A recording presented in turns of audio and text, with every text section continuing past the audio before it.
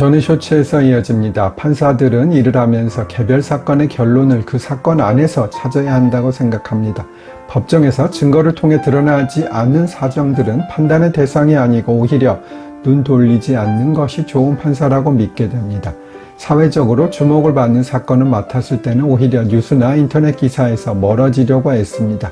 10여 년 이상 이런 사고와 생활 방식을 유지하다 보면 애초에 그러지 않았던 사람들도 점점 사회성을 잃어갑니다. 가끔 국민의 눈높이에 맞지 않는 판결들이 나온다는 비판을 받는 것은 이런 연유 때문인지도 모릅니다. 그리고 사람을 만나는 것도 점점 조심스럽고 더욱 변호사 친구는 멀어질 수밖에 없게 됩니다. 이래서 판사들은 결국에 사회성이 떨어지게 되는 것이 아닌가 생각이 듭니다. 공동현관을 들어가면 주거침입이 될까요? 정답은 예스입니다.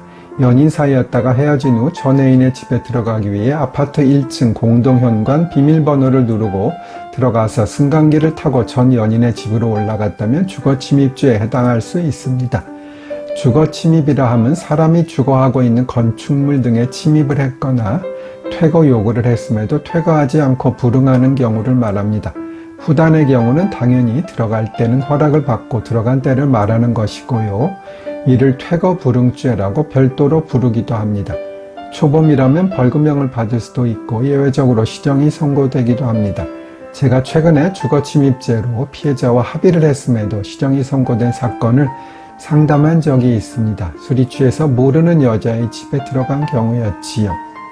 심굴하다, 목리자의 뜻을 아시나요? 대부분 모르실 것 같습니다.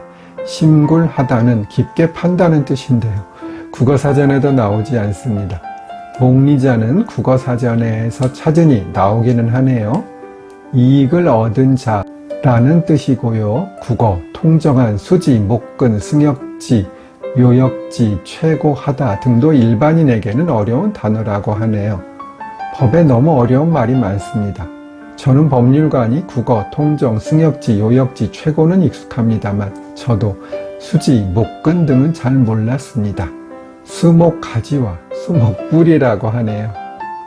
또한 법문의 오타도 있다고 합니다. 민법 959조의 15사항은 가정법원은 임의 후견임 감독이니 라고 되어 있는데 임의 후견임 감독이는 임의 후견 감독인의 오타라고 합니다. 이해가 되지 않는 일입니다. 민법에는 8촌 이내의 혼인은 무효라고 규정되어 있습니다. 그런데 최근에 헌법재판소는 이 규정은 헌법에 합치하지 않아서 법 개정이 필요하다는 결정을 내렸습니다. 헌법 불합치라 함은 법 조항의 위헌성을 인정하나 즉각 무효화하면 벌어질 논란을 막기 위해 한시적으로 존속시키는 결정입니다. 입법부가 법을 개정하지 않으면 이 조항은 2024년 12월 31일 이후 효력을 잃게 됩니다. 헌법재판소는 근친혼을 금지하는 이유는 가까운 혈족 사이의 관계와 역할, 지위와 관련한 혼란을 막고 가족제도의 기능을 유지하기 위한 것이라고 설명하고 있습니다. 다만 8촌 이내 혼인을 금지한 민법 규정은 합헌이라고 했습니다. 즉 금지한 것은 타당하나 그렇다고 혼인 무효는 아니라는 결론입니다.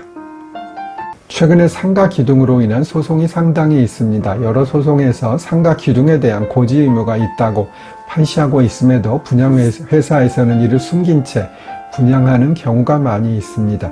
기둥은 상가를 사용하는 데 큰 제약이 되고 고객의 시야를 차단하여 영업에 지장을 주게 됩니다. 부동산 거래에서는 상대방이 일정한 사정에 관한 고지를 받았더라면 그 거래를 하지 않았을 것이 경험칙상 명백한 경우에는 신의성실의 원칙상 상대방에게 그와 같은 사정을 고지할 의무가 있다는 것이 대법원 판례입니다. 건물의 구조상 당연히 기둥이 있을 수밖에 없겠지만 그것을 전혀 알리지 않았고 만약 그것을 알았더라면 계약을 체결하지 않았을 정도로 기둥이 크고 많았다면 계약을 해제할 수 있을 것입니다. 다만 해제 요건이 되지 않더라도 손해배상 청구가 가능한 경우도 있습니다.